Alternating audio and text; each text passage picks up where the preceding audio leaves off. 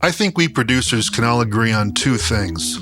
One, that making music using hardware is fun, and two, making music on hardware needlessly complicates the process in the age of computers. Eventually, we all have to go back to the almighty DAW if we want more control over the mix and arrangement. Ultimately, the fun of working on hardware has to be worth the hassle of working on it in the modern age, and nowadays they can be seen more as sketchpads than canvases. There's a lot of companies who've taken a crack at how to solve this. One side's been making machines use the same operating system as one you could load up on your computer. Once you're done, just plug via USB and now you're in a DAW. And if a machine doesn't have that, they likely have an audio USB driver or something. So with all this modernization being thrown around making it easier on everyone, why the hell am I stuck on a machine from 2011 that has none of this? Well, in my opinion, hardware lives or dies by two concepts and how they play together: the capability of the operating system and the intuitiveness of the interface. I feel like the Octatrack is a perfect marriage of those two things, and it is, in my opinion, the greatest audio sketchpad I've ever seen. Poorly marketed at launch and earning a fan base slowly over time, it really does what Nintendo don't. But it doesn't have DAW integration, and you can't just plug it into the computer and get your stems. Or can you? In this video, I'm going to show you why I enjoy working on the Octatrack so much as a way to form ideas and even complete tracks. Then I'm going to show you a way to get the stems into the computer fast and easy just using internal resampling and a USB cable. You're not going to be tracking anything out via audio with this method. So let's get started. One of my favorite things about the Octatrack is that it waits for you to tell it what it should be. Typically when you buy a sampler, you're buying into the workflow, and part of what you're buying into on the Octatrack is the ability to create your own workflow. It can do a lot more than it was originally marketed as. I mean, you look here and it says 8-track dynamic performance sampler. Well, what the hell does that mean? I mean, I know because I've used it for a long time, but if I just saw that out of nowhere, I would think that it's like a glorified mixer and looper, and that's kind of how they pitched it, at least with the videos that I saw. But, you know, given the way it's set up, I mean, it could be a performance mixer like how EasyBot uses it. It can be a beat machine like how I use it. It could be a quadraphonic processor. It could be 2 turntables and a mixer. My point is, it helps to have an idea of how you want to approach your process before you get into it, which is why I'm going to be offering a template of this workflow on my Patreon. You just check the link below and you can take a look.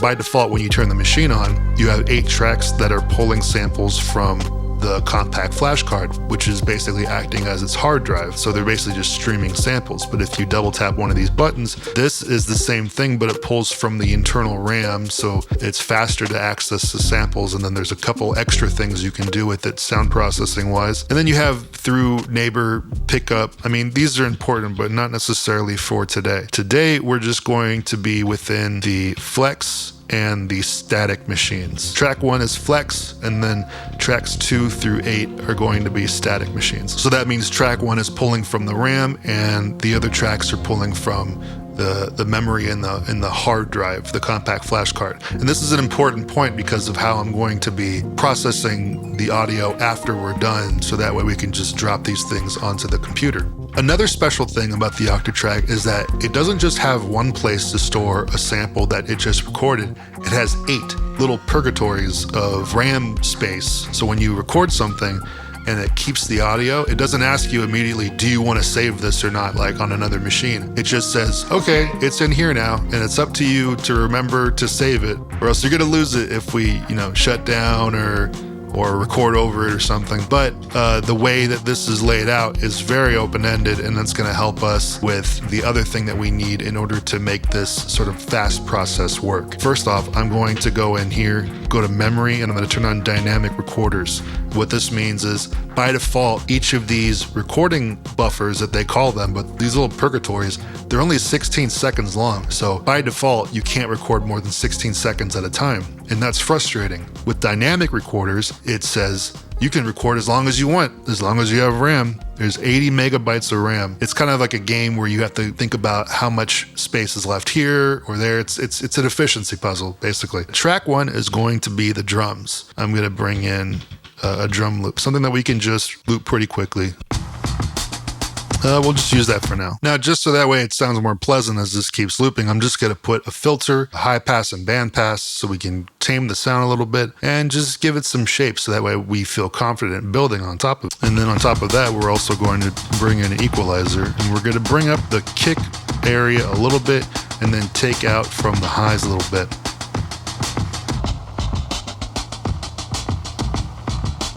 Let's try something else.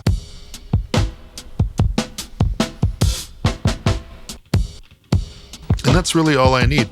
We are going to record 4 or 8 bar loops of performances on top of this drum loop. Once I'm happy with the recording I made, I can just save it while the beat's playing, and it'll automatically populate to the next track. And then every time it goes back to the beginning of the pattern, it's going to start playing. You can do this just letting a drum track play and then just like a loop pedal, just getting all the stuff. But unlike a loop pedal, you're able to do all kinds of stuff with the audio, like chop it up and pitch it up and reverse it and put effects on it and use LFOs in order to modulate, and then use, steps so that way you can create automation from parameter to parameter through it's crazy. We'll be able to build a track in this way where we don't have to stop and it's just a jam session, and we can just keep going till we have whatever we need. And that's kind of a beautiful way of working, in my opinion.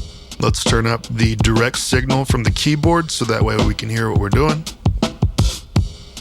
So I have an idea that I like, so I'm going to start recording.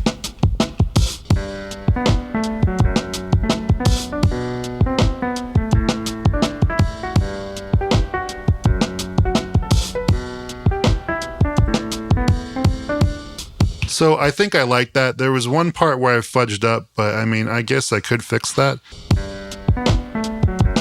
And would you look at that? It's already populated itself on track 2. And while I'm here, while the track is going, I can just go ahead and add some effects. And boom, we have the piano going. So if I want to record something else right now, I can just do that. And it's the same process. I don't have to stop anything. I don't have to change anything.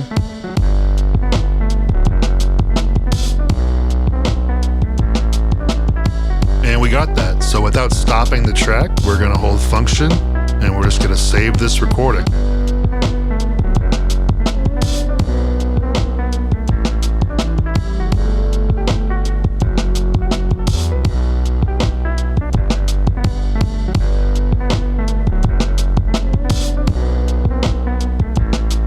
So now I have tracks 1 through 4 line up, and it's been a matter of minutes. So I'm just going to do this again, mess around with the Rhodes.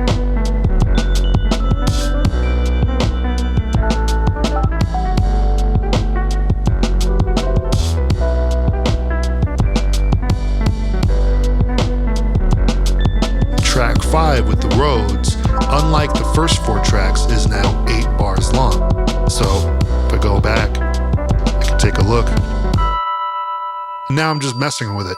And so this is actually from the compact flash card. I'm able to pitch it up and down. I'm able to do all kinds of stuff with it while it's streaming audio. That's kind of crazy. That's the type of speed that you're not going to be able to get from an SD card. The compact flash cards are more expensive for the memory that you get, but they're just so well optimized and they're so fast.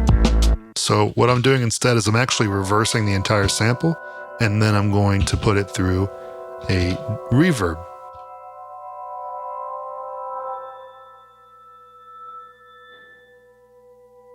Kind of just gives like a ghost sort of feeling. So let's just say, for the sake of argument, that I'm done with this beat, at least within this format. I'd like to take it into Ableton and keep working. How do I do that? Well, this is the brilliance of the open-endedness of this machine. So what we're going to do is all of the tracks we're going to set to record themselves, essentially. Now, when I press play, all of them should record at the same time.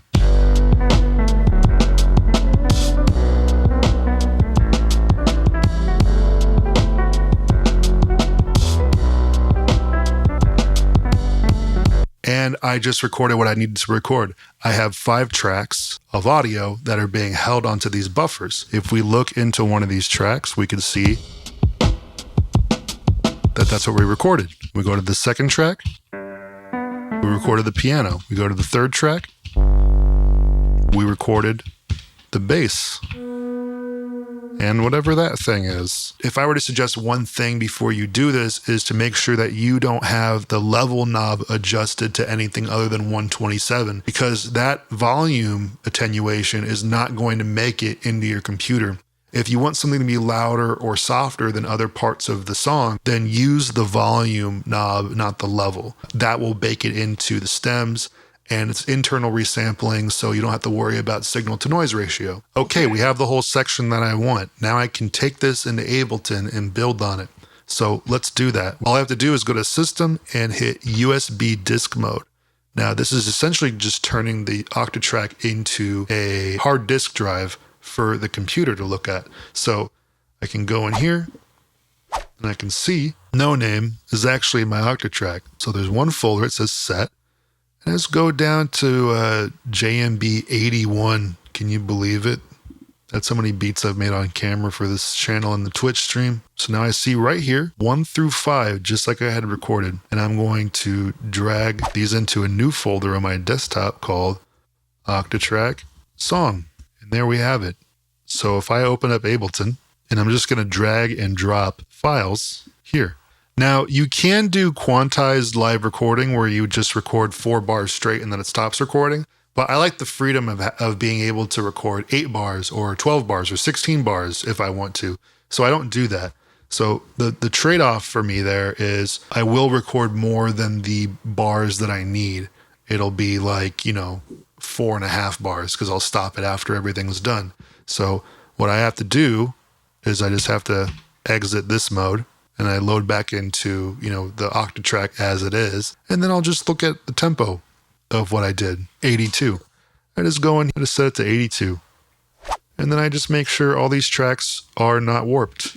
So all this little excess, like this little stuff at the end, just delete it.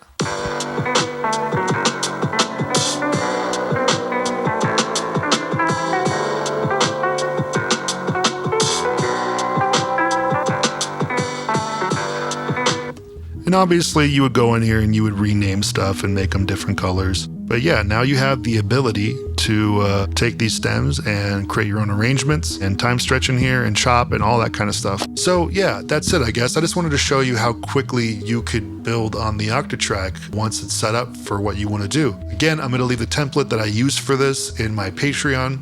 Obviously, when it goes from recording things in to resampling, you're going to have to do a little bit of work to change a couple things to make that happen. Okay, all right. I guess that's it for me. Thank you so much, and I'll see you next time.